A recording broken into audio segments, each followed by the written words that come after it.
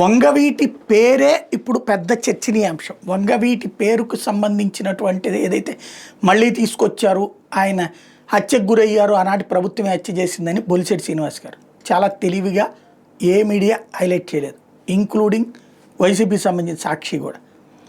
బేసిక్గా ఇక అంశం మర్చిపోవడం కరెక్ట్. ఎందుకంటే సుదీర్ఘకాలం పాటు తెలుగుదేశాన్ని కాపులకి దూరం చేయడం కాదు, కాపుల్లో ఒక చర్చకి తావిచ్చిన అంశం అదే. కానీ స్వయంగా ఆ వంగవీటి రంగా గారి అబ్బాయి, ఆ వంగవీటి రంగా గారి భార్యే ఈ హత్యకి చంద్రబాబుకి సంబంధం లేదని ఓపెన్గా చెప్పేశారు. ఇంకెందుకు దాంట్లో వివాదం ఎందుకు? ఇంకా ఆనాటి ప్రభుత్వపు వైఫల్యం అనడానికి అవకాశం ఉంటుంది, కానీ ఆనాటి ప్రభుత్వమే చేయించలేదని వాళ్ళే చెప్పేశారు. ఇంకా కార్యకర్తలు నాయకులు మాట్లాడుకుంటే ఉపయోగం ఏముంది? అందులో ఇప్పుడు జనసేన తెలుగుదేశం కలిసి ఉంది.